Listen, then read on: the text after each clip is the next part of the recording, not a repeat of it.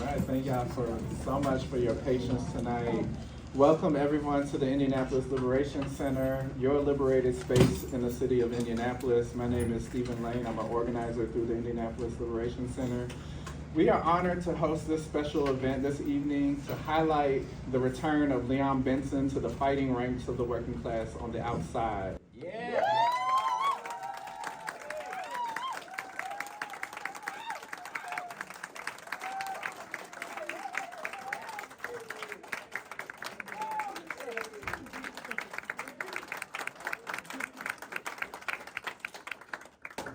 And I want to thank each and every one of you for deciding to be with us here tonight to celebrate this occasion. Leon Benson is a beacon of hope that if we can get one out, then we can free more of us from the prisons where 2 million people are currently surviving in those prisons day to day, not to be rehabilitated nor receive mental health treatment, but to be tortured and treated as subhuman. The torture of prisoners by the hands of the state is part of the design to break the minds and bodies of our working class comrades, to make them desperate and docile so that they can be better controlled and divided. Yet there are some comrades that come into consciousness of the severity of the situation of life behind bars when they experience this system firsthand and know that work must be done to abolish the current carceral system while we build systems of community healing and care. Let tonight be a show that this system of communal healing and care can only happen through the practiced and disciplined unity of working class people coming together to overcome capitalist class oppression. We must celebrate our victories and come together to practice the joy and peace that will be in abundance on the other side of revolution. But we must practice what that joy can look like in the here and now. I am overwhelmed to be up here to open up such a historic occasion as Leon Benson explores his first year of freedom after what he has gone through and experienced while wrongfully locked up for a crime he did not commit. That's right. I was here at the Indy Liberation Center when I received a call, and to my surprise on the other end of the phone was Leon Benson saying that he is seeing the work online that is going on at the Indy Liberation Center, from our mutual aid program, Hope Packages, to the work around justice for the victims of IMPD violence, to pulling in the Free Shaka Shakur campaign into the center's umbrella organization. And Leon expressed how he would like to work with us when he comes back to Indianapolis. I was legitimately shook and honored at the same time. I was just a candidate member of the Party for Socialism and Liberation when I attended a rally organized by IDOC Watch to support the release of Leon in 2021. I had no idea the impact it has to just show up for people, especially for those who are locked up away from the community, away from the people. Excuse me. Thank you. There it is. It reminds me of a quote from Black trans woman organizer and freedom fighter Marsha P. Johnson, who said that acts of history are sometimes impulsive and of the moment, and yet those moments are cumulative and change the course of our history to build a new future. One that is worth building towards. And I'm happy to say that I pushed myself to show up at the event at Tarkington Park 2 years ago to stand here to say that showing up is always worth the effort. That's right. Even if I'm tired or socially awkward or broke or overwhelmed or stressed out, I know deep down that I can't overcome any of those things by myself. Just as Leon couldn't get out of the most oppressive clutches of the state without the support of the community that organized for his release on the outside. That's right.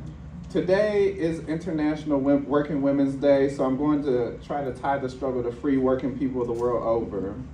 We learned from the women freedom fighters of our past who showed us how to show up for each other. I draw strength from our ancestor, Harriet Tubman, who realized after she secured her freedom that she would use that newfound path to freedom to go back into the danger zone of war and down into the southern plantations to get more Black people and show them the path to freedom. I believe that is what Leon is doing here today, to not just fortify his path to freedom, but to be here to say that we can't stop fighting as long as we still have women and men and gender-expansive siblings locked up inside whose potential is being snuffed out. That's right. Leon is here to equip us with the knowledge and how we go back into the prisons to free them all. We do not have a system to rehabilitate. Prisons, as they exist today, are mere torture chambers on working people, and there are real-world people out here who profit off of locking us up inside these torture facilities. That's right. Part of the work and challenge in dismantling these prisons is to support the people and organizations doing the work. When I say that the Indy Liberation Center is your liberated space, I truly mean that. The Indy Liberation Center is a community hub whose mission is to connect all of the struggles of the poor, oppressed people of Indianapolis. Because we know that if we only fight for our specific oppressions that hold us down at the bottom of society, then we will lose every time. Our liberation can only be found through forging unity as working people, as difficult as it may be to overcome our differences and fight collectively to secure our freedom from class oppression. The Indy Liberation Center is an independent space completely funded by and for the people of Indianapolis, where we are not influenced by the money of the rich elite, nor the nonprofit industrial complex that funnels that potential for radical and revolutionary change back into a system that oppresses us. As part of our program, we humbly ask for you to support our work at the Indy Liberation Center as we continue to build towards our collective liberation. No donation is too small, as we believe in the equality of sacrifice, and certainly if you are doing well and have the means, we would love for you to sign up for our Sustainers program that can be accessed through the QR codes you see around the center. Also, please find an Indy Liberation Center volunteer who can assist you. Again, thank you for coming out tonight to celebrate the rebirth of Leon Benson, and I hope you find inspiration from tonight's presentation as we fortify Leon through celebration. They can lock us up, but they can never take our minds and or our joy. That's right. We hope you enjoy the evening with us and come back for our future programs that happen pretty much weekly here at the center. And sign up for our mailing list or visit indyliberationcenter.org and continue the fight to free all political prisoners. Please say it with me, free them all. Free them all. Thank you. All right. Tell a little about something about me and Leon. I met Leon over the phone. Leon had released this book back in 2015. That's when I first met back. So I met Guy out, and I had a conversation with Leon a couple of times. One thing I noticed about the brother, he was passionate and he was sincere. Yes. He had a vision, and I respected that. So 10 years later, I meet Leon in person. Now I'm gonna tell you, I mean, it was like I knew him my whole life. He called me a few weeks ago and he said, "Hey, come down." I told you, you need me, I'm gonna be there. All right. 21 hours away, I'm driving, I'll be there. We got a couple of suggestions and hope y'all be blessed, man. Boy's a little raspy, but we're gonna get to it. All right. Yeah. Come on. All right. Now again, Will. Come on, clap your hands. Get it. Sitting here all alone, I'm just wondering where I went so wrong. If I could rewind time, would I really find the meaning of this life today? 'Cause my heart is set on this world today. I realize all those times that I played. Yes. 'Cause I'm thinking of life, and I'm thinking more times with That's all right. Come on. Woo! All right. would I really find the meaning of this life today? Because my heart is set on this world today. I realize all those times that I played. 'Cause I'm thinking of life, and I'm thinking more times. Wasted and changed all of those times that I played. Now I'm thinking about life, and I'm thinking more times. Wasted and changed all of those times that I played. Hope it's a little bit loud.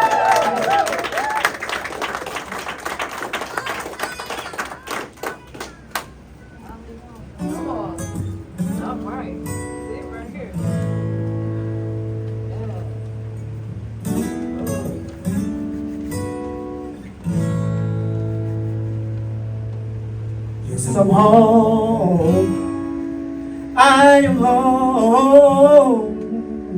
Yes, I'm home. I am here to stay. Yes, I'm home. Say, I am home, I am home, I am home. It's been so many long years since I've been here out here on these streets. So much has changed, even family and friends.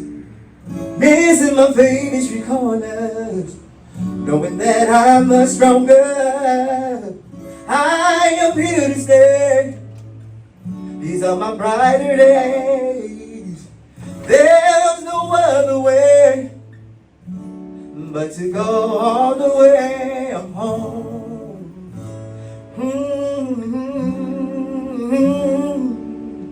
Yes, I'm home.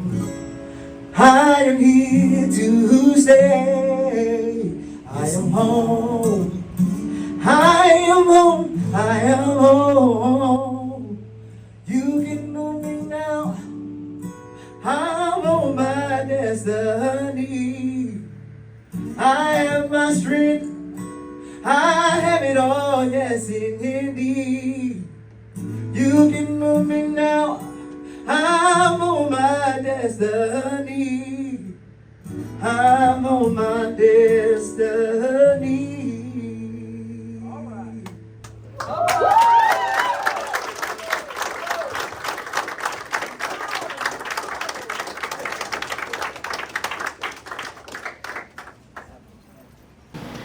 Okay, so I'm Danny, as my comrade said. So I am a member of the Party for Socialism and Liberation. I am also a volunteer at the Liberation Center. I'm a mom, I'm a wife. Shout out to my husband in the back. All right.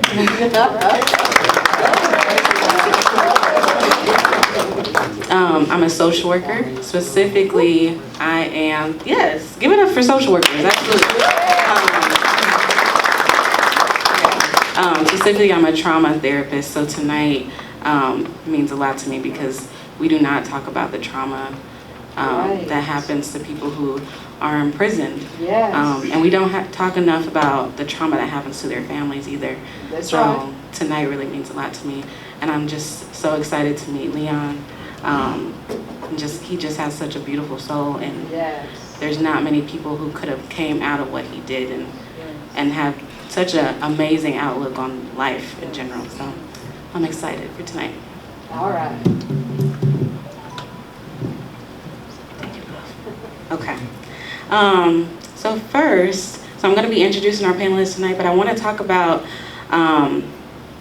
we are here for the rebirth of Leon Benson, and what does that mean, rebirth?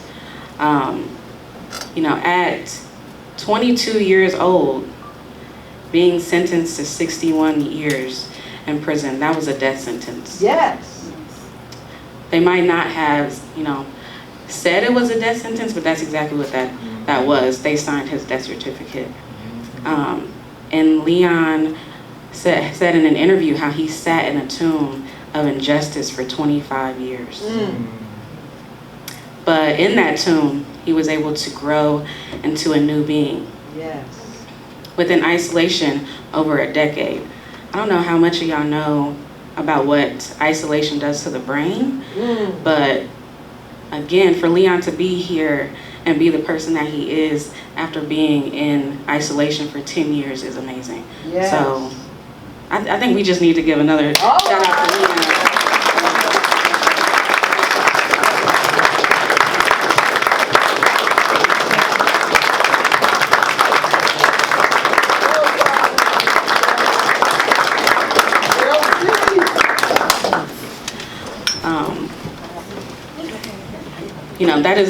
That's a human rights violation. Yes. That's which in international law, that is literally a human rights violation. And Leon found the strength to turn his cell into a gym, a university, a classroom, right? His exoneration was in fact a resurrection. And again, I'm just so excited to be here, and I'm sure all of you are as well. This is such a great turnout. I'm so excited for this. and to be in celebration of the resurrection, the rebirth of Leon Benson, I'm so sorry. So first we're gonna introduce Colleen Bunch Shane. I know people be messing up your name, so I'm trying to pronounce it correctly. Okay. Colleen is the sister of Kasey Schoen, the man whose life was senselessly taken in August 1998. When Benson was convicted in 99, she trusted the process, the system. She had no reason not to. Right. Yet she had the integrity to, upon learning about the police misconduct, to make contact with him. And that takes a lot of courage. Yes. You know, it takes a lot of courage.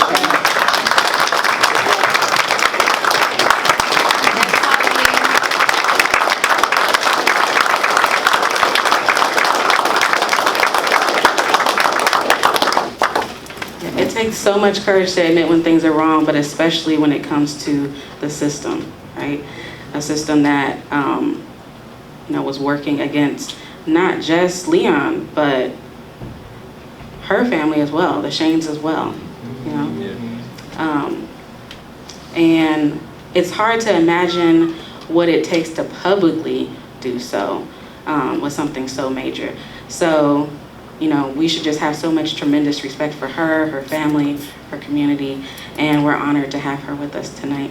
So, shout out to Colleen. Can you come up and we can give her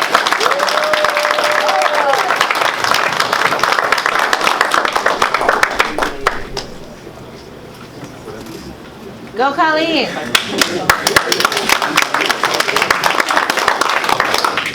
So I really don't know what to say about all this.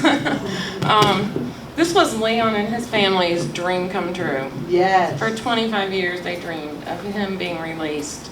And my family will never be able to make up for all the time taken from him and his family. He was taken from them for all these years. We can never take that back.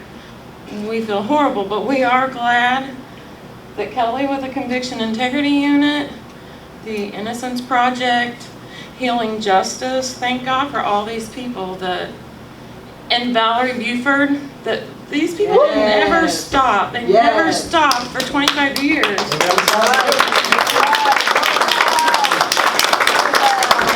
She's a queen. Yes, she is. He would still be there. He would always That's be right. there if these few things didn't come together at the perfect time. I'm grateful to have met all of the Bensons that I've met so far, and I look forward to meeting all the rest of them. I know his family, some of his family is struggling with this as much as my family is struggling with this. As much as it's their dream come true, it's our nightmare relived again. So what we want at this point, the ones of us that can do this, we want justice for Leon, and we want justice for Kasey, because Kasey's never rested in peace in all this time. So we need justice for Kasey, and we need justice for Leon. And that's what I'm all about now. All right. Sorry I'm late to the game, but we're 100% with him and his family now. All right. Thank you.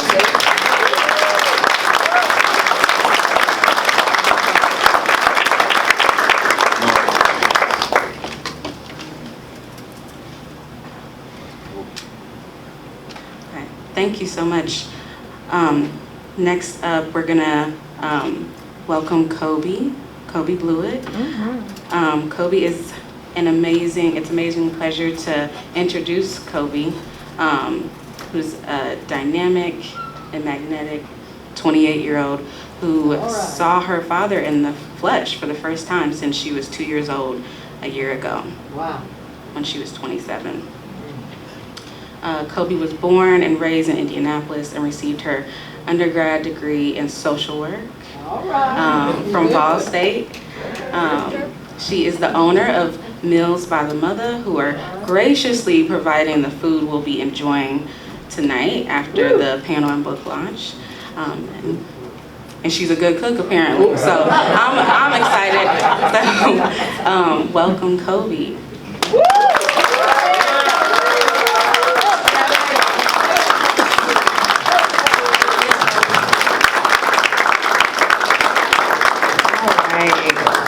Hey guys, I'm just happy to be here. I'm happy my sister, my partner, my nephew, Deshaun. I'm just happy to be in the building and happy for all of us to be here. This is probably the first time we've all been in the same space, and it's a blessing, it's a dream come true, but it's also very so surreal. It hasn't hit me yet. So nonetheless, you know, as you guys know, Pops is not my biological father, but he's the reason why I made it to Earthside. And I'm just so thankful that he loved my mom enough to bring me through when she wasn't for sure if she wanted to bring me through. And I'm here, and so I'm so grateful for you, Pops, for loving us. You never missed a day, never missed a card or a birthday, all those almost 25 years. Wow. Literally letters, I'm talking about hundreds. Me and Leon received a piece, you know what I'm saying? And Keandra, like all of us, just never missed a day from drawings and all that. And I didn't even know that you were in solitary confinement that long. That is so crazy because it didn't seem like it, like his spirit. But nonetheless, we'll get into all that. But I'm happy to be here. Thank you all for coming in to support him, to show real love. This is for what real community looks like, to come out and be in this room. We are here. Everything ain't perfect, but baby, we show up anyway. Come on. Period. So I'm excited to present the food that we have back there. I'll introduce that later, and just love y'all and thank y'all for showing up. All right.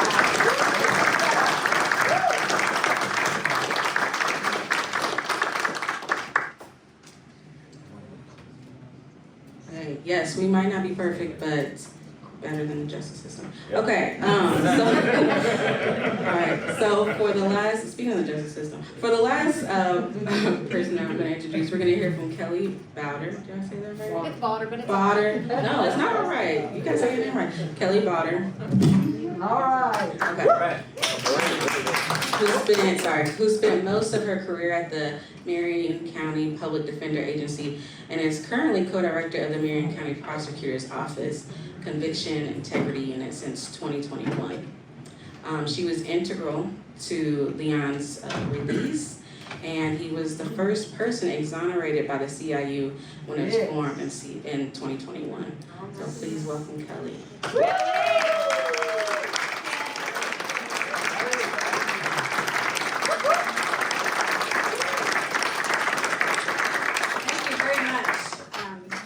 To have a microphone. I don't have an indoor voice, so I usually don't need one, but I am co-director of the Conviction Integrity Unit at the Marion County Prosecutor's Office, and Prosecutor Mears created our unit in 2021, and because he believed very, very passionately that you can never look forward until you look back, and you have to be willing to look back and say, we got something wrong. And we need to fix it. Not that we just got something wrong, but actually do something about it. So he was smart enough to hire me. I told him, he joked, you know, at the end of the interview, it's always like, you know, why should I hire you, that question, and you never know what to say. And I was like, look, Ryan, you know I'm a pain in the ass. And wouldn't you rather I be yours than to fight against you? Because I'd been a public defender for years and gone against many of the prosecutors, and so he was like, all right, you're right, I'm tired of like fighting you, I want you to be on my side. So smart man is a smart man to know like when he needs to hire someone who's a fighter. And so we started our unit in 2021. I don't know if a lot of people know about conviction integrity units. I didn't know about it until I got this job. And it's essentially an innocence organization within a prosecutor's office. And we look at old cases to see if we got it wrong. And Leon was one of the very first applicants to our units. And I joke, he filled out, we had a 14-page application. He filled out every space, every column, every margin. Leon wrote in it. He was not gonna miss his opportunity. We get a lot of applications and they are quite blank. And I'm like, this is your time. This is your time to pitch. Leon pitched it. It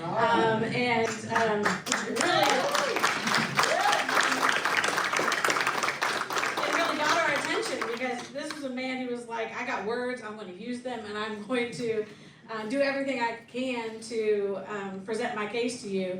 He was one of the first cases that we accepted. We get a lot of applications. Some of them we look at and we're like, nice try. But it's not there. His was one of the first that we did what we call a reinvestigation. And when we do that, we start from the beginning and we act like we are the police and we go from the very beginning and reinvestigate it. Leon's attorneys went with me on that journey, and we had 18 months of talking to people and going to jails, going to houses we shouldn't go into, I say that Colleen's house was the hardest house I went to, and I spent time in my car before I had the courage to go to her door, because I knew when I told her that we were going to look into this case, it was going to make her and her family sad. I knew that it was going to be another blow to that family. I sat out in my car, and I think I must have looked like I was going to pass out when I finally got to her door, and I think she said, "Are you okay?" And I was like, I think I'm gonna be okay, but I didn't want to make someone sad and open that wound for a family. Right. So she was probably the hardest person I think that I've talked to in this whole process, because I think Kasey was really not represented and not taken care of, and he deserved to have a proper investigation, which he didn't have. And so I think when I talked to her the first time and when I talked to her the last time, and when I told her that we were going to file the motions, and that our hope was that the judge would grant the motions and release him, and that was hard. And to see her here, and she's been with us on a couple different outings where we've gone and talked, is amazing. Because I don't know that I could do what she's doing. I don't know that I could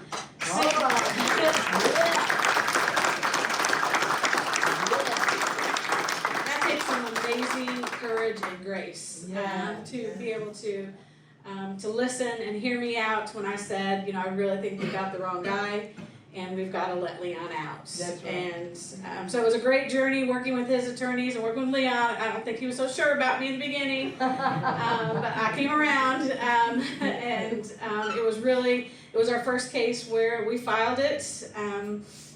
He is really, I think, the absolute perfect person to be our first. Because he's Leon. If you meet him, it's just Leon. Your life will never be the same once you've talked to him. I promise you, it will never be the same as it is for me. So we had a lot of hopes and prayers when we filed the motion. It was our first. And so we sat for a couple months while it sat with the judge and she was pondering it. And I can't ever forget March of 2023 ever again. And I was going home, and Leon's attorneys called and said she just ruled on it. And that was the first step. You had to open up. We had to get permission to open the door to come back in. And I was on my way home. And they were like, "You got to go back." And I was like, "I'll go back." We filed the next motion, and literally within an hour, she granted it. And I was again leaving, and I was like, "I gotta go back." And I went back because I didn't trust the system. I just didn't trust it. She wrote in her motion that the charges were dismissed and that he was to be released, but I didn't believe it. So I was gonna file something else. And I was like, double secret, like I was gonna file something else. And so we filed a motion to dismiss to make sure she got out. And Judge Flowers, Shatrice Flowers, was the judge that ruled on it. And to her credit, she called the prison and said, "You're letting him out now." All right. I don't know that it would have gone as quickly as it did if she hadn't called, and she kept calling until she knew that he had gone down and that they were letting him out. So a shout out to Judge Flowers, who she passed away this year, which was just heartbreaking because she was just a good, honorable woman, and so I just want to make sure we honor her. It took courage for her to sign it. It's the only way that we could have succeeded is if she granted all of the things that we filed, and as much as we wanted them out, she made that happen. And so it took bravery, in my opinion, for her to sign something and say that the system got it wrong. And so got it wrong, and I got to meet Leon, and I've spent a year traveling the world. We've gone all over the United States together. It's been a pleasure to hang with him. Like I said, if you haven't met him, go talk to him. It will literally change your life. So I'm happy to be here with him.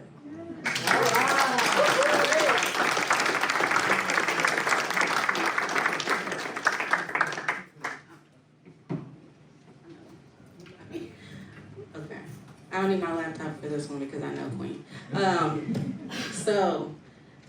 Thank you so much, Kelly, for all that and all that you do as well. Thank you. Next up, we have Queen Lewis. Queen is the leader and founder of Focus Family Initiatives, which is a part of the Liberation Center as well. Focus Family Initiatives was founded in 2021, right? Queen is just like Leon. If you haven't met Queen, you gotta meet Queen, because Queen is just an amazing human being.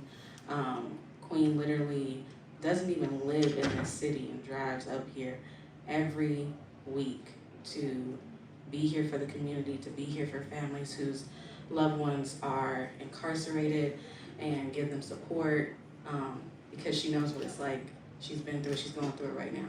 And I'm gonna let Queen introduce herself and talk more about Focus Families Initiatives, but give it up for Queen.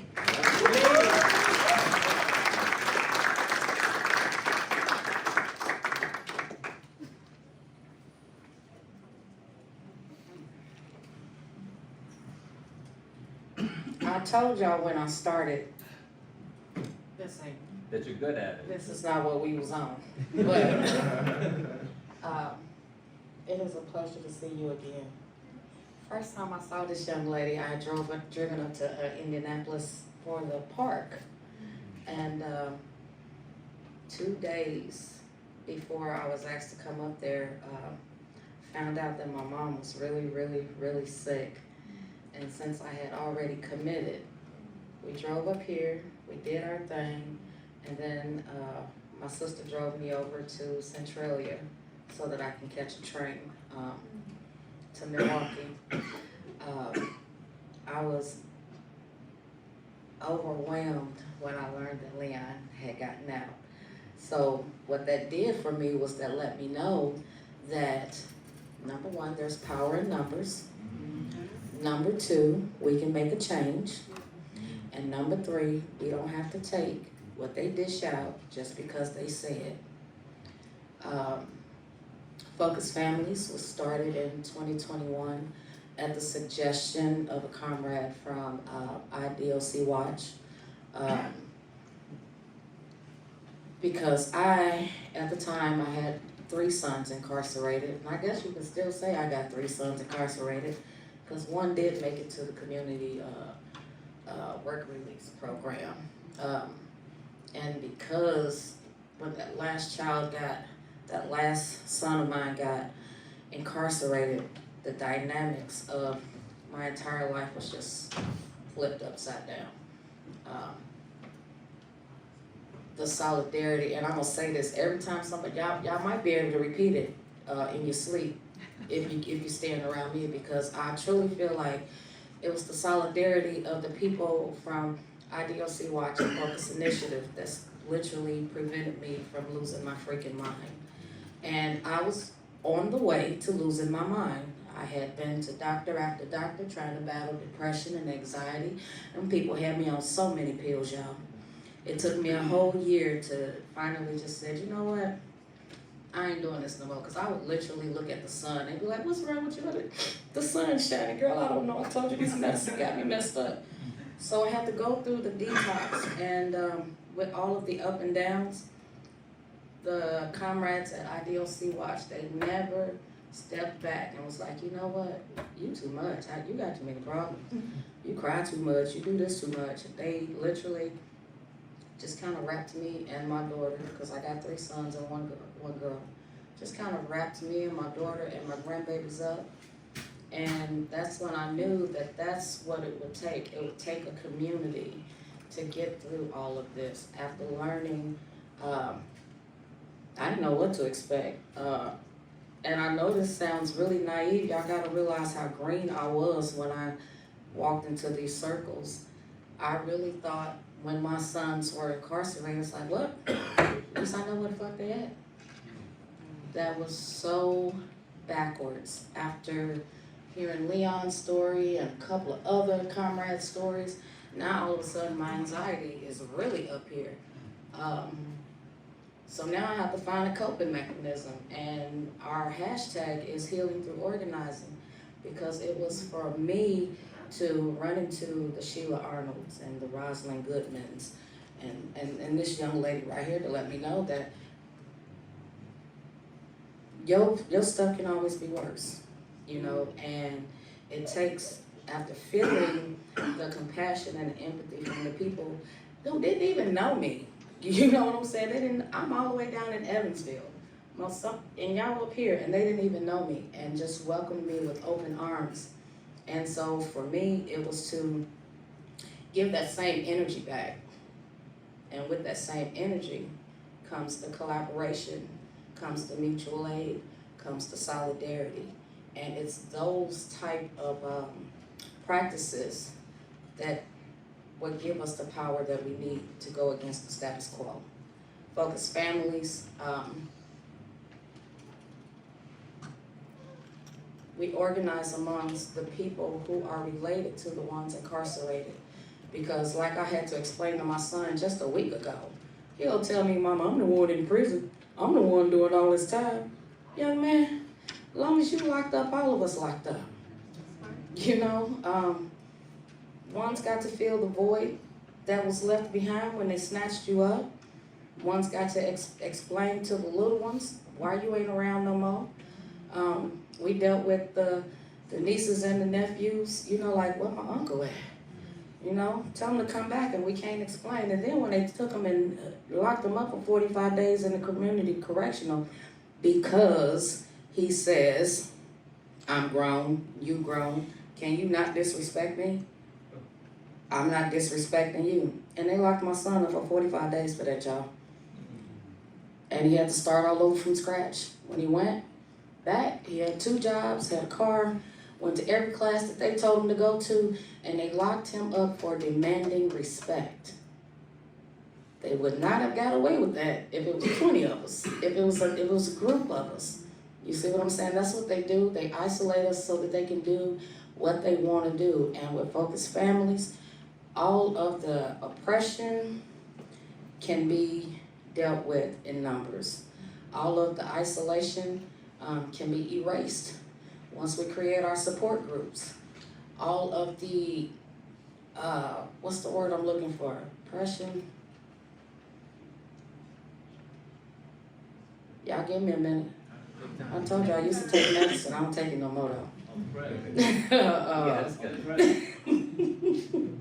So lots of time. Anyway, what I am trying to say is that I learned through focused families and the use of community and all of the education. That's what I was talking about how green I was when I came in here. I've learned so much in the last 2.5 years that it's unreal. And everything that I didn't know to teach my children when they were coming up, you better believe I'm teaching my grandchildren now. That's the importance of community, because if it's a bunch of us, they got to come a whole lot harder than what they're doing now.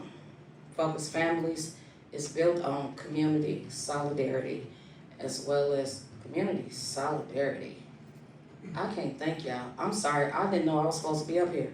So I hope y'all know everything about focused families, and if you don't, You're doing just fine, honey. Forever on course, united and solidarity. That's what we stand for, forever on course, united in solidarity. Yeah. Now, I'm turning this mic over now, okay?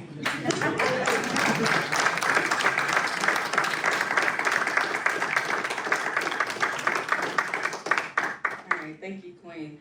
I feel like that was a really great transition talking about community, because that's what we're celebrating tonight is community, because if it wasn't for a community of people, Leon would not be here right now. Leon, we would not be in the same room as Leon. Thank you so much for everyone who spoke. Can we give them another round of applause?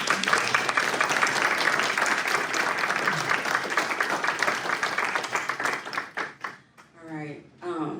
Now at this point, we're going to turn into a discussion of Leon's book, as this serves as an official book launch for his monograph, Letters of Gratitude. I am because we are. Y'all can clap for that. Go ahead.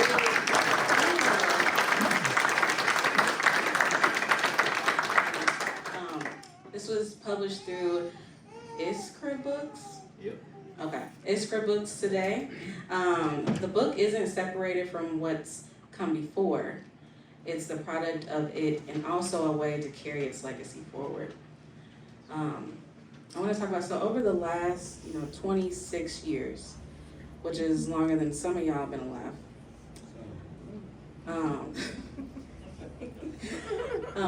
And Leon's only been free for one of them.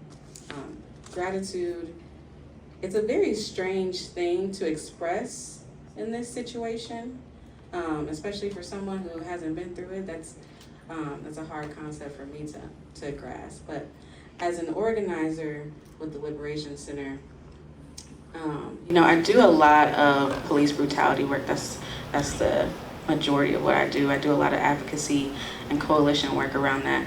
And currently I'm working with the families of Gary Harrell, affectionately known as Baby G, Freddie Davis, and DeArmond Graves. And these are just 3 of the 10 black men who were killed by IMPD last year. And our community continues to be subject to IMPD's reign of terror. But tonight is a celebration of life for Comrade Leon, but it's also a celebration of life for Kasey Schoen, who, the irony is not lost to me, and hopefully it's not lost on anybody else, that Leon served 25 years, and that's exactly how long Kasey got to live. There's some irony there. And, the fact that the justice system not only failed one family, and they not only failed Leon's family, but they also failed the Shane's family as well. And we need to continue to remember Kasey and continue to be in community with his family and make sure that they get the justice they deserve. Just like Colleen said, he has not been able to rest in peace, and that pisses me off. I don't know if that pisses y'all off, but that really pisses me off. I could have said that a little more eloquently, but Is that the right way? yeah, but no, that pisses me off. IMPD is very aware of who killed Kasey, and yet this person has yet to be prosecuted. Absolutely. So we are here to celebrate the rebirth of Leon, but we're also not going to forget about Kasey. Okay. And we're going to continue to push for the arrest of his murderer.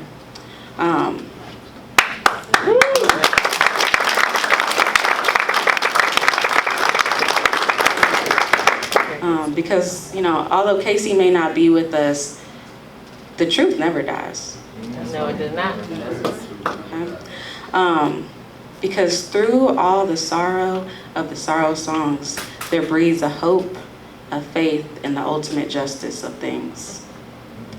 That's an excerpt from a poem by W. Du Bois, and that's also in Leon's book, so y'all gotta buy it so y'all can read that.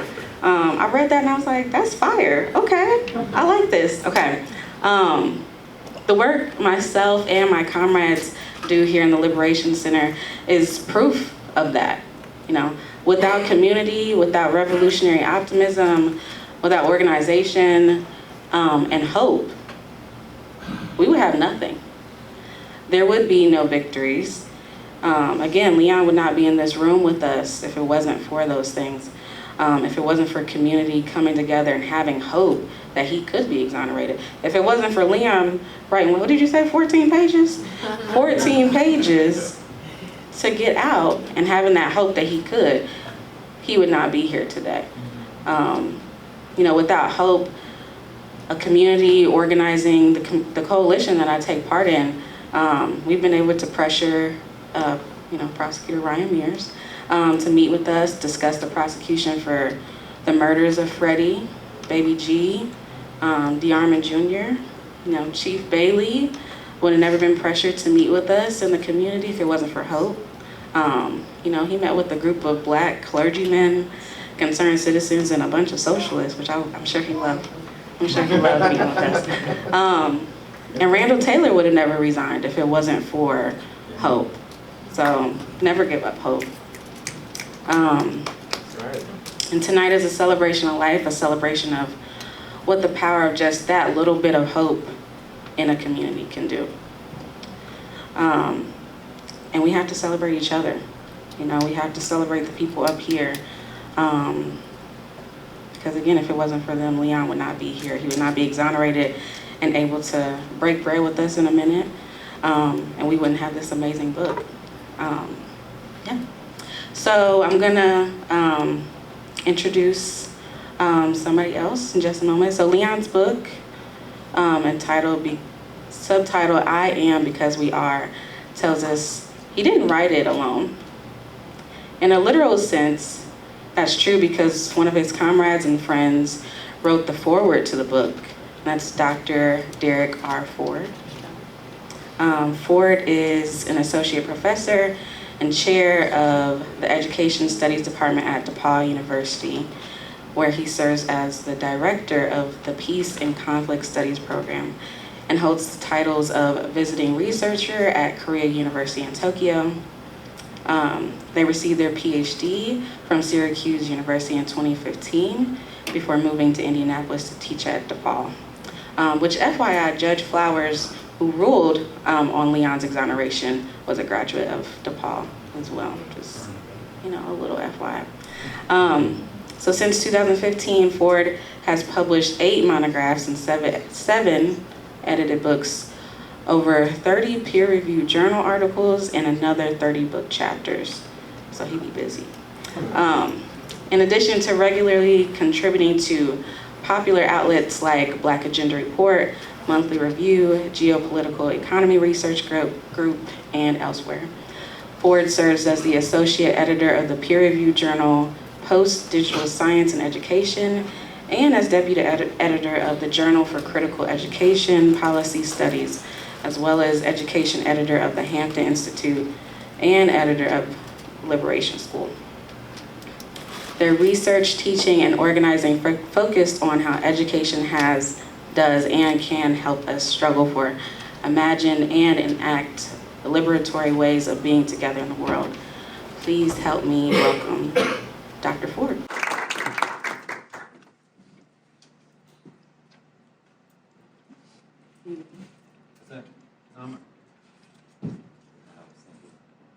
Thank you.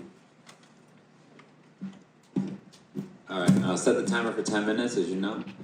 No, I've been teaching today, so that I said doesn't mean nothing. But it's beautiful. It's beautiful to see the room tonight. Like every time we come into the Liberation Center, you know, it's not the same faces, it's not the same people, it's not the same, you know, communities, right?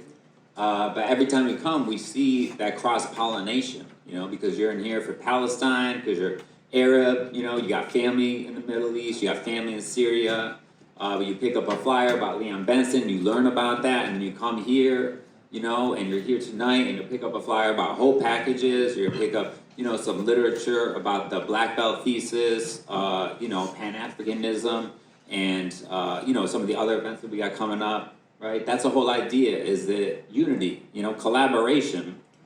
Like, we act as if there's a scarcity of rights. That, like, if Black people get rights, like, mine get taken away. Or, like, you know, if gay people get rights, then, like, you know, women can't have rights. But that's not true, right? I mean, when, you know, like, a victory for one is a victory for all. Dan's the same, you know?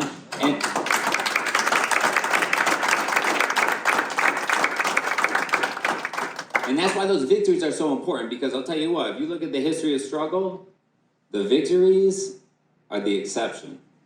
The defeats are the rule, right? That's why there's a lot of resistance movements. There's a lot of uprisings, but there's very few revolutions, right? Because resistance always occurs. It's spontaneous. Wherever there's oppression, there's resistance, right? But to organize that into a revolution that can create a new system, you know, a system, for example, where prisons are unimaginable, you know, or where they take a totally different form, where they actually do in some countries in this world. You know, that takes more than just resisting. Like, I don't want to resist forever, You know, like, I want to stop. I don't like protesting. I protest so I don't have to, you know? Like, I want to be at home with my dogs and watching TV, right? I mean, shit. Like, it's not like we don't do this because we like to do this. We do this because we don't want to have to do this anymore, right? And so we can, like, do the things that we love, right? But we do this because of the people that we love, and because we love our people, and that is very broad, right? Which really means any marginalized, oppressed, exploited, dispossessed person in Indianapolis and all over the world, right? You know, earlier Danny mentioned that, you know, isolation is like widely recognized as an international, like, human rights violation. Like, there's no debate, you know what I mean? Like, nobody's, like, defending it, except for, like, Donald Rumsfeld or whatever. But he didn't, you know, I don't think he's a lawyer. But, you know, if you think about it, right, you know, like, if you go on, and thanks to the news for being here, because if you turn on the news, what are they going to tell you? Oh, Russia this, you know, oh, there's all these prisoners in China, and Venezuela, and Iran, and Korea, you know, like Nigeria, right? And Niger, and Mali, and Burkina Faso, and Syria, you know, and Palestine. Look at what Hamas is doing. You know, they took, you know, like, I don't know, 5 Israelis, right? Who were treated very humanely, by the way, according to their own testimony, right? They want us to think that the real criminals are over there. You know, they're like, we gotta be that shit happens over there, man. That shit happens over there. But the United States has the world's largest percentage of its population in prison than any other country in the world. It's not because we have the largest concentration of, like, you know, like killers and, like, you know, whatever. I don't know who deserves to be in prison. Cops. But we do a lot of them. Sorry. We don't all agree on everything at the Liberation Center. That's a very important thing, right? Unity doesn't mean we agree on every single thing, right? It's tactical. We come together because, you know, we got a common cause, right? And because we want to win. We don't want to be right. We want to win, right? And the only way to win is by, you know, forming those united fronts around a common set of objectives and a common goal, right? And it takes a lot of skill to do that. And so if you were to add up the number of black men in prison in the United States today, it's more. I wrote it in the forward, so I actually know the statistic. I actually looked it up. But, so, all right, if you were to add up the Russian Federation, right, Russia, it's got 430,000 people in prison. And its population is half of the U.S., right? And the number of black and African incarcerated people in the U.S. is almost double of Russia's entire prison population. That's facts. I mean, there's a footnote here, you know? For real, right? But, like, we're supposed to be worried about Russia, you know? When it's like, look at what's happening in our communities right here in Indianapolis, you know? Like, we should be taking lessons from Russia. Like, what are you doing to keep your prison population so low? Shit, I mean, right? That's a little sarcastic, but, you know. Yeah, But about for real, right? Like, that's messed up. They want us to go to, you know, I mean, it's always over there. It's never over here, you know? But we got to deal with these contradictions and these united fronts because they'll tell you what, you know, we got a lawsuit against Ryan Mears. But you know what? We welcome representatives of his office to meet with us, you know, to build with us. You know, we might be on the opposite side one day and the same side the next. It just depends, right? But the main thing is it's all about liberation for all, you know, and of course, you know, we need to prioritize particular groups of people, and in particular, you know, the incarcerated, black people in the United States, and, well, I'm not going to do a special Olympics thing, but I will say white supremacy and black liberation. You know, overthrowing white supremacy and black liberation are like the primary stats. But you know what's interesting is, like, Leon's with me on that. In a sense, you know what I mean? He says it in different terms, and you could say it in different terminology, and it's based on a different philosophy or world outlook.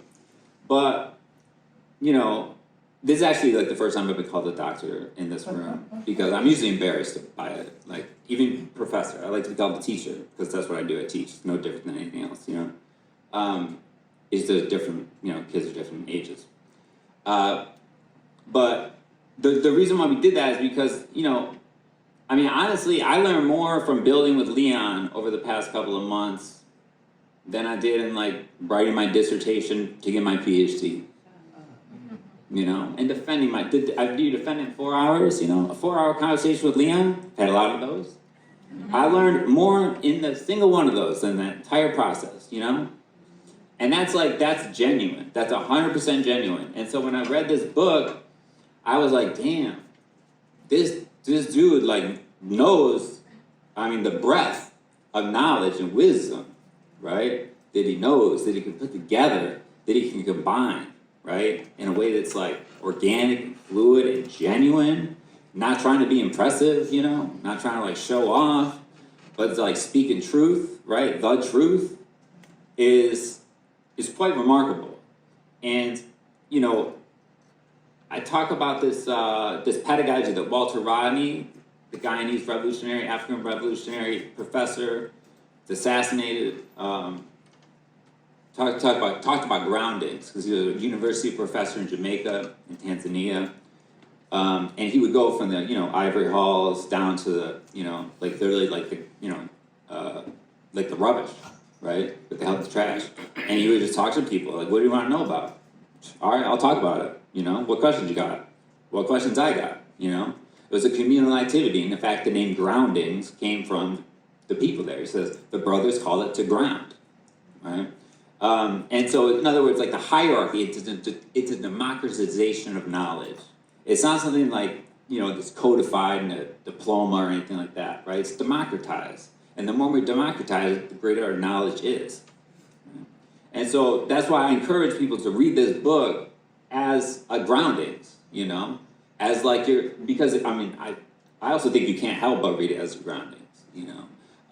And, you know, he pressed me on this, of course, like, what exactly did you learn? You know, just to make sure I wasn't giving some blank platitude, you know? And you know, there's a couple of things, but I mean, I would say that there's a 2021 letter in here to the family. And Leon writes, you know, I'm grateful because I'm alive, you know, and Kasey isn't. And, you know, 2021 was, you know, his release wasn't imminent, right? And the humility, you know, the sort of like the base, most foundational, essential, like whatever you want to call it, you know, common denominator of the human as a social being, being isolation and saying that and believing that and writing that. And, you know, I mean, that's something that, you know, I guess I could think about it intellectually, but like reading and through his words and his context, you learn not just in your brain, you know, through our whole bodies, right? And this is a book that does that. Right? And it's a book about truth, his truth, but also the truth, right? Because Leon Benson is also not the exception, right? There's more Leon Bensons in there than there are non-Leon Bensons. I don't know, you know? I mean, most of those people don't deserve to be in jail, you know? Like, you know, like, I mean, you know, I mean, as far as we're concerned, like, how many people are in jail? Like, one, because they can't afford cash bail, right? I mean, I thought we were you know, innocent until proven guilty. You got the money, you know. And you know, basically everybody in the world, in the U.S. is a criminal. Is it? I don't know, criminal, but like a convict, like a federal convict, right? There's a book called Three Felonies a Day. Just because we're such an over legalized society that the average American commits 3 felonies on any given day, right? You get letter addressed to your, you know, place you just moved into, and it's addressed to the former resident. You throw it out, felony, right? That's violation of interstate commerce. For real, that's a felony, right? I mean, they'll lock some people up for that if they want to. Yeah, they'll use anything, right? It's the reason why there's so many people in jails is because we got so many laws. You want to get people out of jail?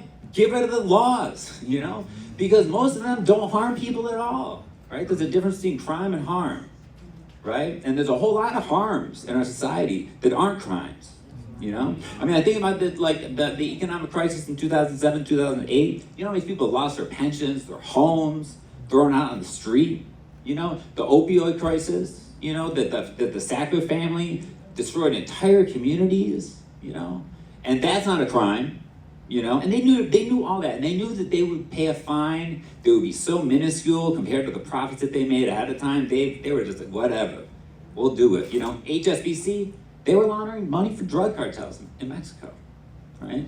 These are like not conspiracy theories. These are like real things that have happened, right? And so we have to ask ourselves, what is a crime? You know, and I would say what happened to Leon Benson is a crime. That's right. But this is where, you know, we'll get into it, because he's not here to say that, you know, because he's not really about that. And that's another thing I'm learning from him, right? Because it's about, well, you know, you gotta have that, you can't be bitter, right? What's that? You can't be bitter and grateful at the same time. I'm not trying to give away your speech or whatever, but you know, maybe we can be. I don't know. We'll write a book about it. But no, I do want to say, like, it's a real honor for you all to be in here. Like, it's an honor for us. The Liberation Center we launched October 5th, just a couple of months ago, on a bet that we could make it work because we couldn't afford it. And you know what? It's working. And is it working because like attracts like, and people who want to do the work and who are, like, you know, willing to put in the difficult effort to build unity, because it don't come naturally, it don't come easily, it comes through working together, right? They joined, and they're with us, they're volunteering and everything like that. And so, I mean, I think that the next thing I want to do is, you know, it's one thing for me to authorize Leon as my professor, like 100% for real. But we also have the mayor, an excellent clip of the mayor who is telling Leon exactly what he should be doing here tonight. So I think maybe we can turn the lights off and listen to Mayor Hogsett and his directives, what he wants us, Leon, to do.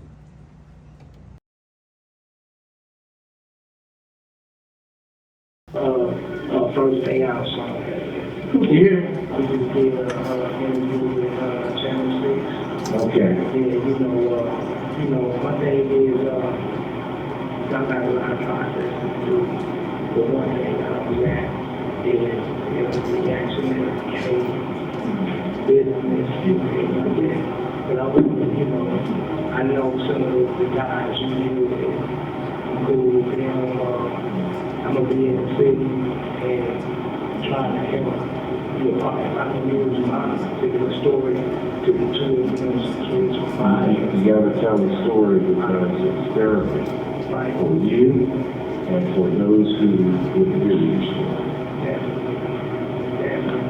Hey, I appreciate May God bless you. Hey, thank you. And God bless all of you as well. Thank you. Now and forevermore. Hey, thank you.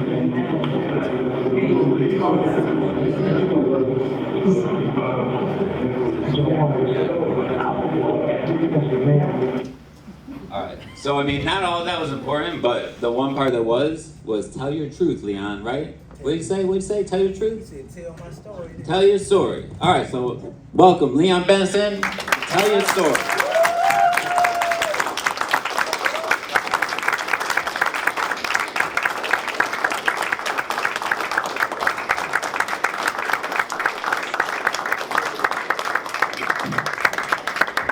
Hey, everybody, thank you for coming. I'd like to start off and say, this is a liberation party, taking freedom like Robert Mugabe, this freedom song for me and you, the people, everybody. Love that Drew Ali and Garvey and Moses, let my people go. From in here all over that hocus pocus, they trying to say that we not the people who chosen. We the bread for the most high, and Genesis it was spoken. So I'm here for the people, you hear me? Yeah.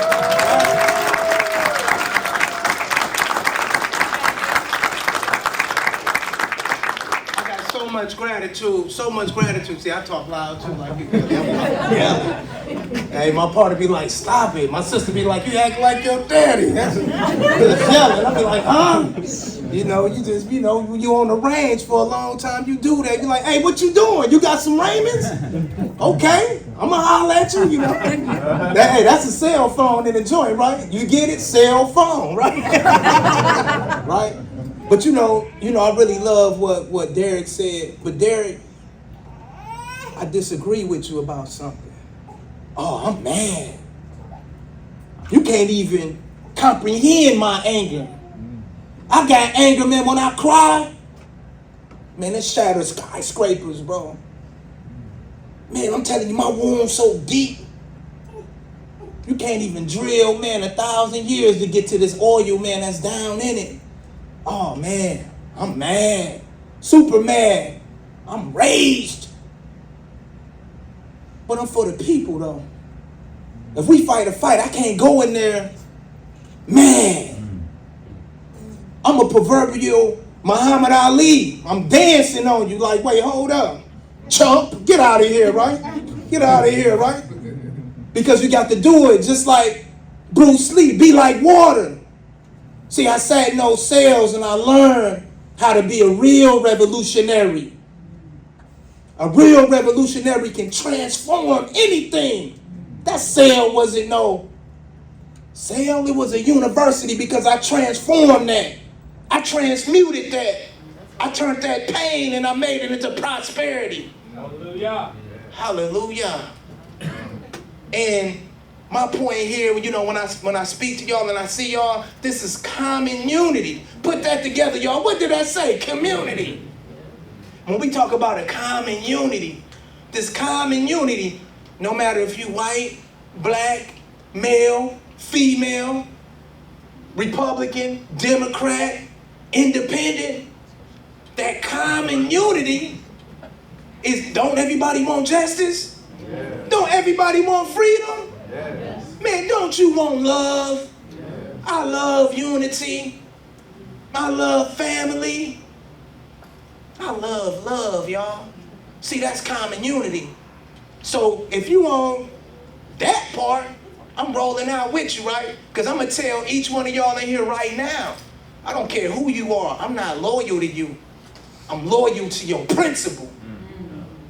The minute, you know, we know guys, man, we was behind the walls. I'm like, I was with you, man, all these years. You got up on the stand and you told? Man, you ain't my guy no more.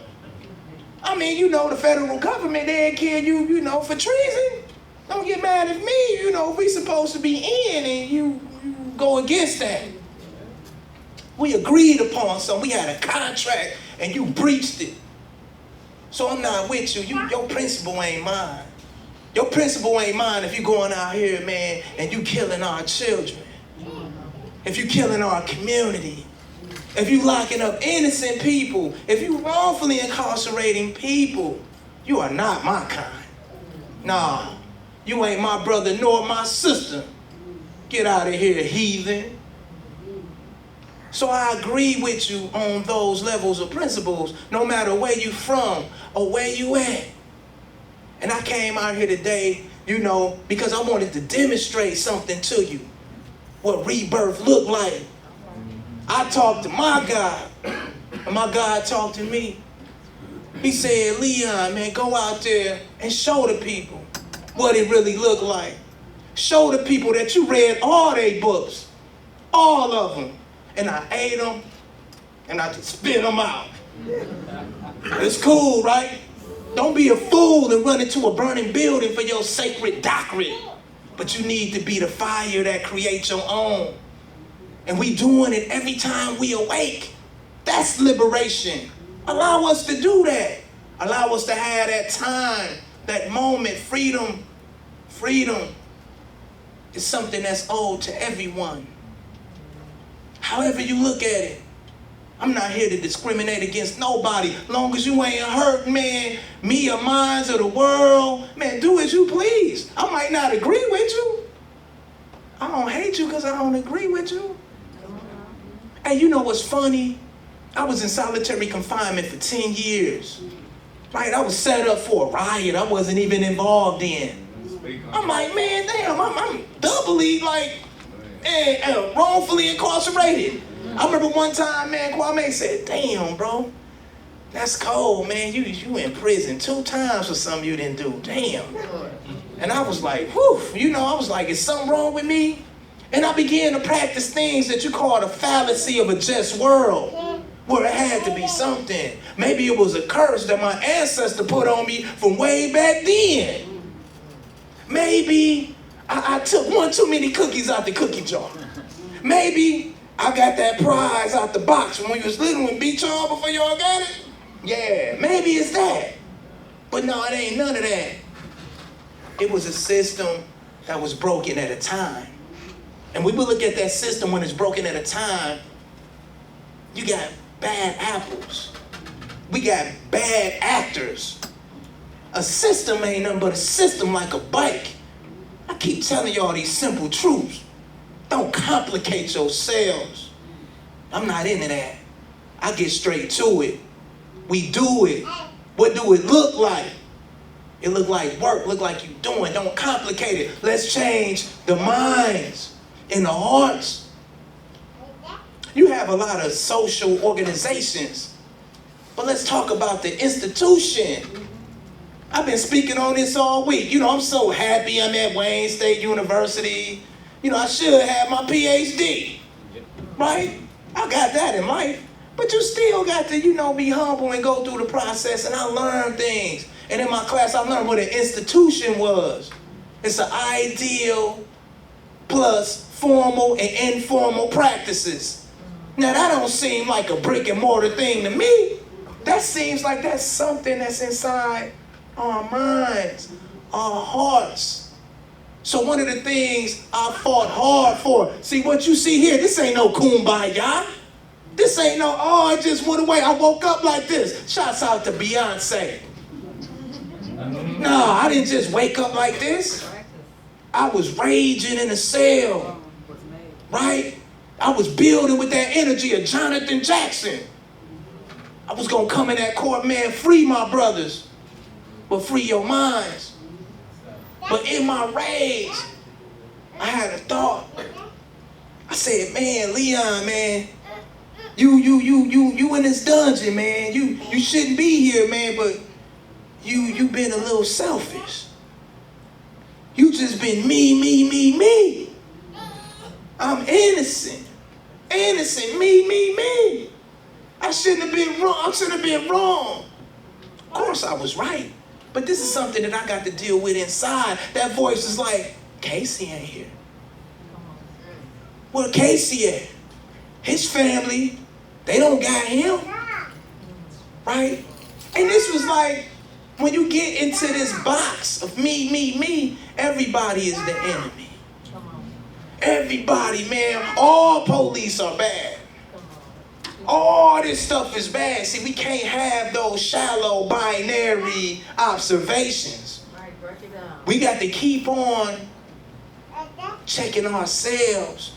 We need cultural humility. We need to go in and rethink what we've been thinking. Don't get into a habitual habit of doing something a certain way. It might change. See, we have a lot of privilege in here. And privilege just don't mean white people with more money. It means privilege of mind, privilege of body, privilege of opportunity. We sit here, like I'm sitting here, I'm like, man, you know, I'm in great shape. There's people in there that's gone, that can't move, you know? So my point was coming out here and letting y'all know that it's real. And I'm just being real, man. I'm just tired of all the phonies, right? Because I know real brothers, right? Real comrades. And some of my real comrades are here today. And one thing I promised, I was going to say your name. I was going to say your name. Man, let these tears right here, man, wash over your soul, man. When I tell you, I didn't forget your name. Kasey Schoen, I didn't forget your name.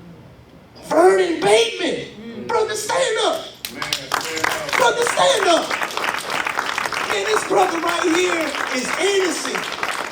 And he was in that tomb with me. That brother been fighting. Everybody came back. Brother, I commend you for keep doing what you doing to prove your innocence. You told me, man, we brothers. We got 3 brothers right here that sat in solitary confinement, and everything they said, they did. You don't get that every day. Now that's fire, right? How humble am I? You like my gratitude? My gratitude will kick your ass, you hear me? Now that's good gratitude. Because I'm so thankful of what you got to bring. Thank you, brother. You know, not only him, you got Obadja Ben Israel. You got Raylon Young. You got Philip Andrew Strauss. You got David Owens. You got Amos Royal. You got a lot of people who are wrongfully incarcerated. Oh, I'm going to say your name. But the reason why I say your name, because it comes from a place of gratitude. I felt so honored to do that. That's where that came from. That was honor, right? Because I sat here in my moment. I'm telling y'all a moment. I'm trying to give you a moment. Because people sit around here, man, and they cheat themselves, right? They selfish. You got to be selfless sometimes when you think about community. As I sat there in that place, I thought, how many people heard this? Prepare for the worst and hope for the best. Man, throw that out the window, man. I don't got time for that. We ain't doing that. We ain't doing no defeatism. We ain't doing no fear. Man, I ain't scared of you. Right? And the reason, now this switched my mind. I'm like, prepare for the best and hope for the best. And whatever come after that, deal with it. Right? I don't got time to be, oh man, we ain't gonna do it. David didn't do that, but he slayed Goliath, didn't he? Hey, hit him between the eyes, right? And I done seen many of people that had that fight, and they come in different forms and sizes, different ages, from different cultures. Colleen, I'm telling you, sister, when I tell you that I thank you for having the courage to turn around on what the system told you. You had the courage to look inside, to say, hey, let me look this over. Because I see this man, he out here, this don't look like somebody that's, wait, hold up. And you did that. And this sister, we got together, we laughed and we cried together and we reconciled. And our brother deserved justice. Right? Say his name. Kasey Schoen. What? Say his name. Say that brother's name. Kasey Schoen. And then we look at the Conviction Integrity Unit. Look, C-I-U. C-I-U. C-I-U. Come on. And this is what Kelly did for me. When I met her, I told her, I said, Kelly, I don't really trust white people. I was like, shit. But she was so cool, though, you know. We had the swag. I was like, damn, this is like beautiful. Like, this sister, hey. She was like, man, I got you, Leon. And I just felt it, you know, genuine. I'm going to tell you what really hit home. When you hit your wall and you had like the synopsis of the case, it was like a mob thing, like from the top. And I was like, what? How do you know that? I know things, Leon. Right? But one of the most poignant times was when you found that file that was missing for many years. You never said this, but I always felt that it was hid away and you found it. And you ruffled a lot of feathers for that. And I want the community to know that's what people got to do in those positions.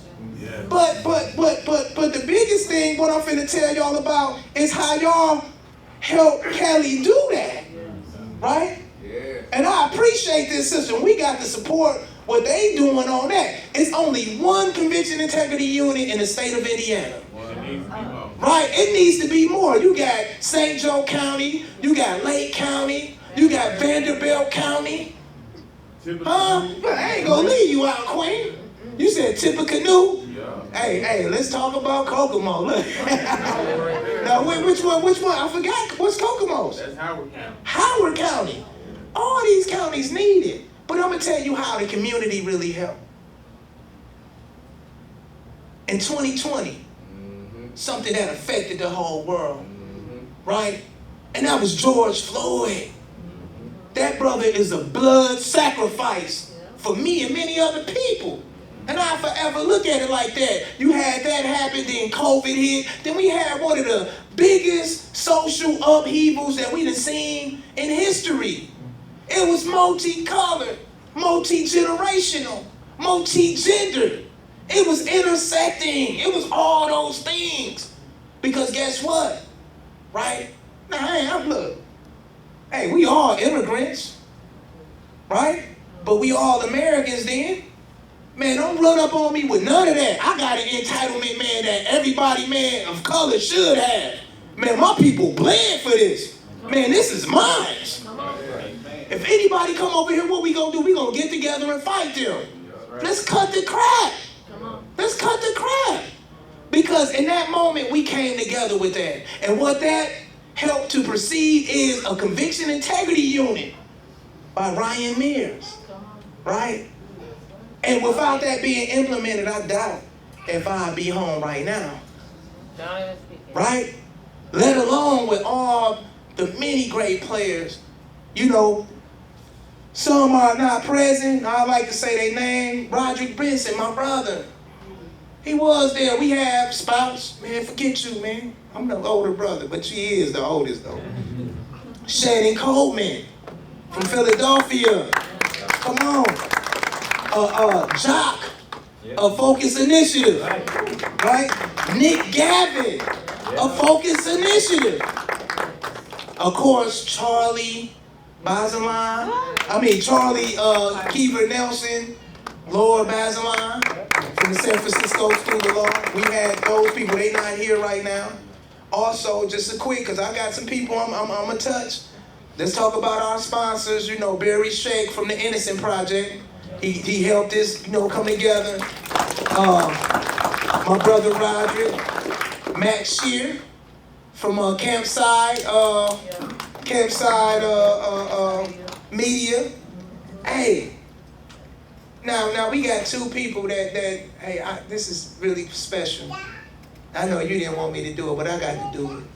Hey, thank you, you know, Kathleen Lovins, for, you know, your contributions as well. This was my teacher when I was in prison. Right? This was my teacher when I was in prison. She was the only official that came to me and said, Leon, I seen your case. You're innocent. Blessings, brother. We gonna get that off your leg. Hey, let's work to get Bateman free. Let's get that brother free. Yeah, we gonna work. We plugged in.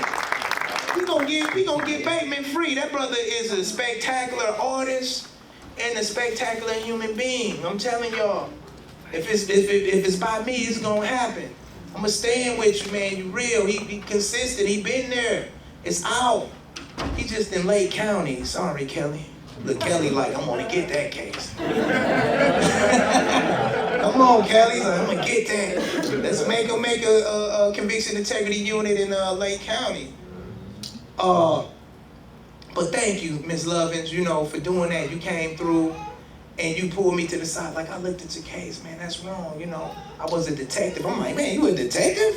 You an anthropologist and a detective? You just everything, right? See, cool. Hey, great teacher. Also, from the Development Academy. Hey, brother, would you stand up, man? That brother right there from the Development Academy. Right? And I knew that brother while we was on the inside. Jarvis, man, thank you, brother. Y'all cold? Thank you, man. That brother came way from Louisville. He said, brother, man, I'm standing with you. I believe what you're doing. You've been the same, brother. He said, you ain't real. He said, you a clone? I'm like, a clone? He said, it's going down. But other people, you know, that deserve that is my daughter, Kobe. Kobe stepped up. Remember, this is a trauma radius. This don't affect me. This affected my whole family. And at the time, this sister was in position. Her fortitude was overcoming herself. Even though she went to Ball State, she suffered problems like everybody else. But the sister stepped up and done what she should at the right time, and it made sense. They know you. She said my name. I was like, oh man, that's my baby. Thank you. We got the brother James right there. This brother, man, he been on many campaigns with my family, whether it was t-shirts, chanting Truth Never Dies. That meant a lot to me, brother. My niece, LaDeja, you know what I'ma say. Come to that prison. That sister came to the prison, look, right, see the brother, he said something about me. I'm like, do you know? Like, I'm Karl Marx. Hey, look, right? So this brother, she came to the prison and sung American the Beautiful. I was like, okay, baby. American the Beautiful, man, treat me good. Hey, I was a caged rose, you know what I mean? You ain't never seen a rose caged, did you? Well, they caged one in me. I tried to bloom, but that sister came through and continued to come through. My sister Siobhan. I know, man, life is hard, right? But you showed up as a family member in your capacity. Thank you for that. Thank you. You need to know that right here, right now. Man, get that sister, man. Come on. What's wrong with that sister? You better get over there and kiss you on your forehead. But it's family right here. And of course, my sister Valerie Buford. Now this sister right here is my youngest sister, right? She thinks she my big sister. What you know, what part of Truth Never Dies? It's only rediscovered, right? You know, she coming through, you know, hey, rain, sleet, and snow, right? I'm like, hey, how you recruit them? Right? Then I get over there, she don't want to speak. I'm like, go ahead. Man, I don't want to come on. You was speaking out there, got the bullhorn, come on. Truth never dies. Truth never dies. I'm like, what? She lit. Wow. Hey, I thank you so much, sister. Thank you so much. My brother Devin right there. Man, stand up, brother. Come on. This is one of my brothers. Hey, all my brothers in here that we was on the inside together, stand up. Stand up for the people. Stand up for the people. Look at that. Look at that. Hey, I want y'all to meet my new brothers at Wayne State University in the ETC, the Educational Transition community. Man, stand up, Giannis. Show them, man, this brother right here, hey, from prison to a PhD. Come on, man. Hey, I need you to do my accounting, brother. You got that going on, right? And a big dog to my brother Kwame Shakur. Now, me and his brother, we did a lot of time together. We did a lot. You know, we developed our thoughts. You know, like when I got the population, man, I'm gonna be real, bro. Hey, even here, man, I got to break it down. You know, we can teach, man. Logmar, man, may he rest in peace. But, you know, this brother dedicated a book to me. Why? He was like, man, this brother innocent. I know this brother. This brother dedicated a book to me. And he was standing outside that prison like he said he was gonna be when he came there, brother. Now that's real. We wasn't on the same compound. We weren't in the same space. But that brother came through right there. You hear me? Love that brother right there. Right? Beautiful brother. Look at that, she trying to hide. You know I'm gonna get y'all. Look, she trying to hide, right? Huh? Look at you know who I'm looking at, Nick? Trying to hide out, right? You know, something just came up with Keandra. This is my daughter by proxy. You know, more like, you know, my little sister. You know, we didn't cry together, we didn't laugh together. And the thing about Keandra, like I remember when I exhausted all of my appeals, Keandra, she set up an interview with Gregory Mayweather.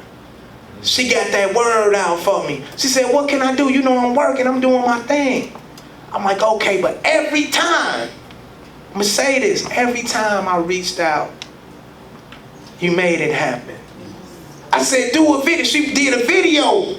This is a liberation party. She did that video for me out there, you know, and she always, you know, kept, you know, the kids in my life and stuff like that. Hey, get that brother, man, a round of applause right there. Deshaun, look at him. Shine. Look, don't get shot now. Right? And a big grab gratitude to my cousin, man. Now this brother right here, Michael Thompson, he's from Flint, Michigan. Hey now. Like for real, right? Like I didn't change my life. We didn't change our life, but I come from some thoroughbreds, man. This brother thoroughbred. Unfortunately, this brother did 25 years for a marijuana possession, right? So now he done got out. Even in his age, so much energy, right? Look at that brother, man, handsome. You see where I get my looks from, you hear me? That brother handsome, right?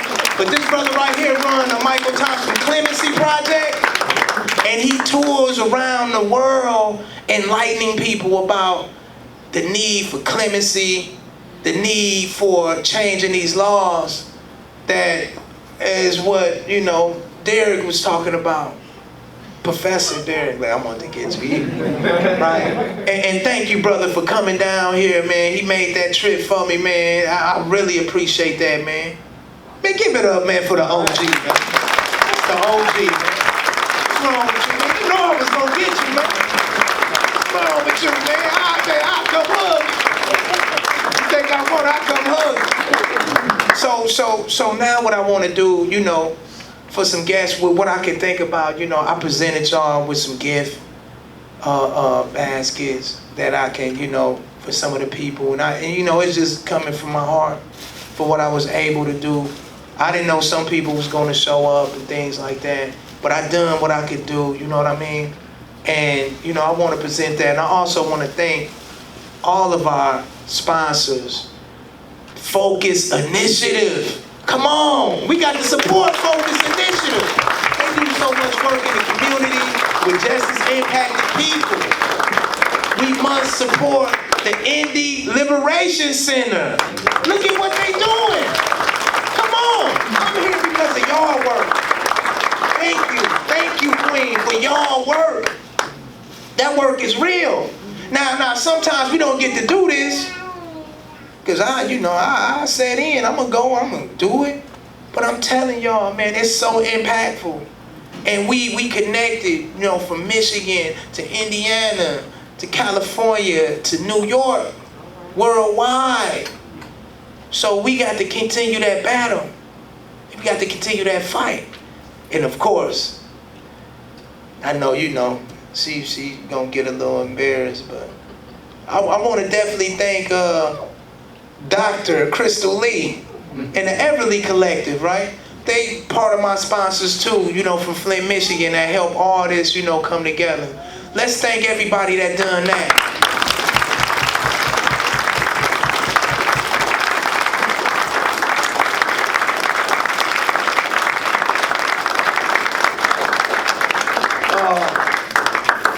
Also, we got to really acknowledge that it's political prisoners. Those political prisoners, I know that's in Indiana. Shaka Shakur was one of my mentors, as well as the Pendleton too, Christopher Trotter, John Cole. I know these brothers. I know them firsthand. Aaron Isby. I know this brother. They in there, they doing what they supposed to do. Kwame Beans Shakur. This brother, he's in there, he's for the people. We got to support that type of tenacity, that type of will, that type of goodness, despite a prison wall and bitterness. See, I ain't the first. See, it's bigger than Leon Benson. What y'all thought I was gonna bring y'all here? This ain't my rebirth. This is your rebirth. I'm just a midwife. I'm a midwife. You don't like that? I'm a midwife, helping this rebirth of community. This is what it's about. I got somebody else, we talked about the radius trauma blast. So when this happened to me, it trickled down to my family. It trickled to the Shane family. It trickled to my daughter. It trickled to friends of mine. It trickled to Queen. It trickled to Crystal Lee's father. To Cedric, thank you for coming out. He sung that for me. I said, because I'm home. Am I home, y'all? Oh, thank you, brother. But this thing right here, you know, is bigger than me, and it trickles so many places. When I left,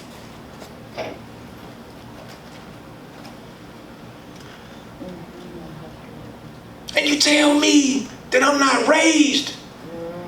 My rage shut down conviction, integrity, units. I meant to say solitary confinement. I'm seeing spots. No, we want to keep the conviction, integrity. See, that's why I say y'all don't need to be mad, right? You better get some gratitude. Let's be thankful, right? Keep me thankful. And I ain't talking about Thanksgiving. You know what I mean? Right? Let's be thankful. But it's a rage. And it comes and it does that. You know, I try to be humorous in it, but it's a very serious thing and it affects everybody. And when I left, my son was 1. My daughter was 2. When I get out, they was grown. My son told me one day, he said, "Pop, it seemed like I went to prison to find you." And this is a result of my wrongful incarceration. By proxy, he was wrongfully incarcerated. And that's my son, man, Leon blew it, man. Yeah, baby. Come on, brother, stand up, man. Come up here, bro. Come on.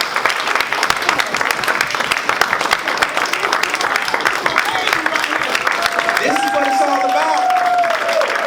It's about that family, right? It's about that family. So I want y'all to see that. I want y'all to understand that. And, you know, it's so many people that I can give thanks, you know.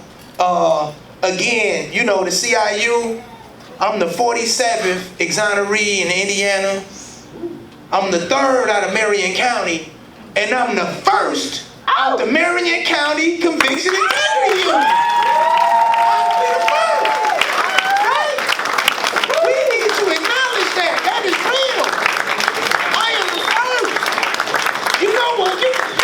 God said about the first fruits. I ain't want to take y'all to church, right? But church is it's in us, right? We walk in tabernacles, right? Like I said, we don't do the buildings. Home is an institution that ideal in those formal and informal practices. And you know, I'm sitting up here with my seeds, right? I'm sitting with my seeds. Thank you, Derek. Man, that brother right here was with me every step of the way. We was going in. We kind of competing, right? I'm like, I can show up earlier than you. I'm like, damn. I'm like, look, hey, look, I got my, look at my preface. I got my, look, I got it all done with my footnotes. I'm like, what? Right? Hey, you know, I don't want to, you know, be funny and nothing, but I'm like, damn, man, you like more African than me. Like, shit. Yeah, brother. Kumbaya. Voice of the people. Voice of the people. But I got an angel sponsor that I definitely want to shout out. That's Chartrice Flowers. Come on, y'all. His sister.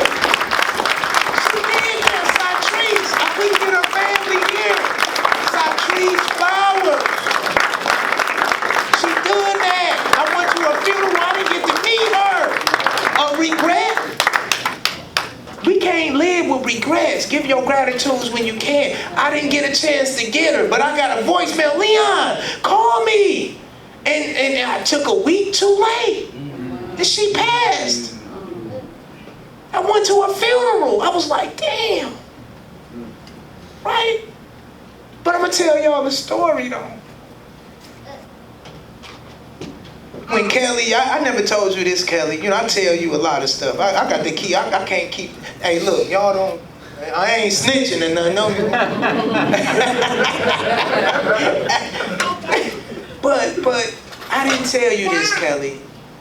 You know, when y'all got my case together and you put it on the table And I was like, Kelly, who's the judge that's gonna be looking over it? She said, Satrice Flowers, right? Now, I mean, you know, I'm gonna be honest, right? I hit these elephants in the room, right? She said, Satrice. I'm like, right? This wasn't Miss Mikowski and like that. Hey, I heard that name. I was like, man, I'm going home, right? I wrote me a letter of gratitude the next day, right? I'm like, shit, they got me messed up, Satrice. Hey, shit. Satrice, you know. I was hoping that she ducked out on me, you know what I mean?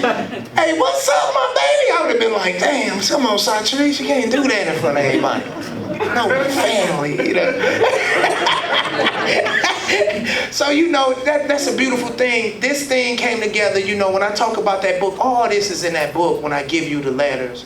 You know, the letters of gratitude from everybody. I am because we are. It comes from a Zulu philosophy. I learned it when I was reading, man, the stories of Nelson Mandela when he was on his walk for 27 years. And he came out, he became president.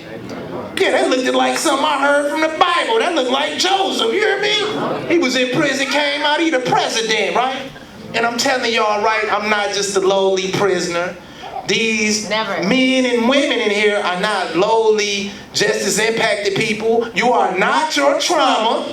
You are bigger than that, right? And the only thing I'm showing you is the spirituality of what it takes to overcome trauma, even though it hurts. My baby. Keep going. As a community, check in with each other. And I'm gonna tell y'all something. I go where I'm celebrated, not where I'm tolerated. And I feel celebrated in here tonight, right? I do. There's a lot of politics that go on, right?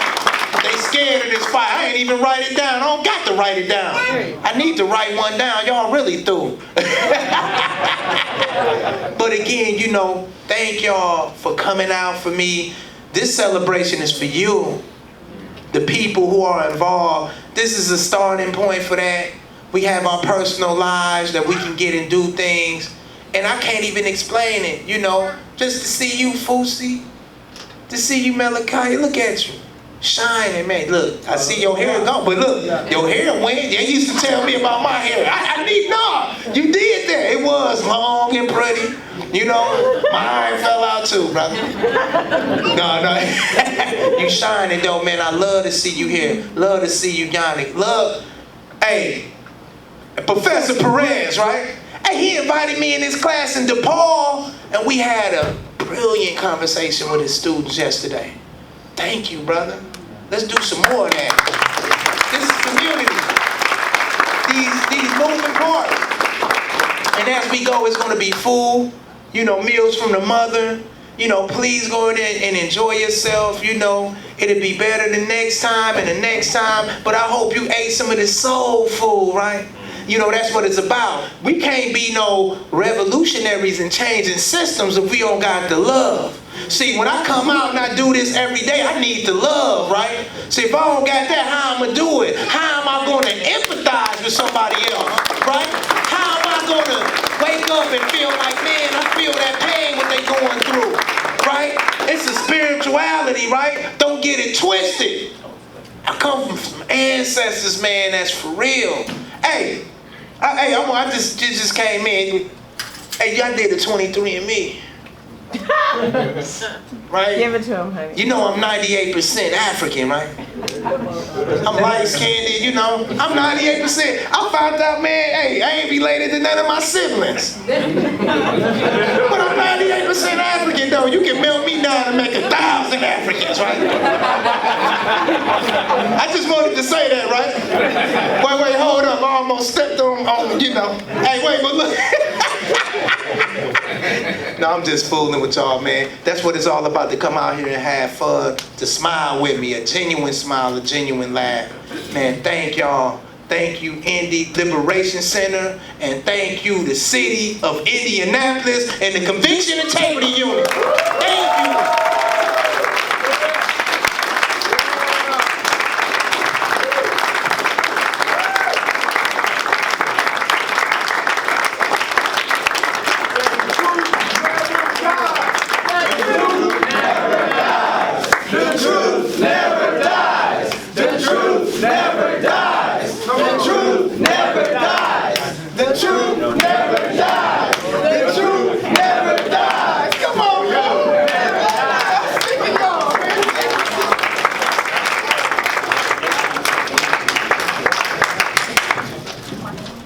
No, you're good. We're gonna wrap it up here. I don't know if Steve's gonna come up here, but I just wanted to say, you know, we're gonna be here again next year for Shaka Shakur. Y'all gonna have to come back for Shaka. Thank you, and I'm ready to eat. So.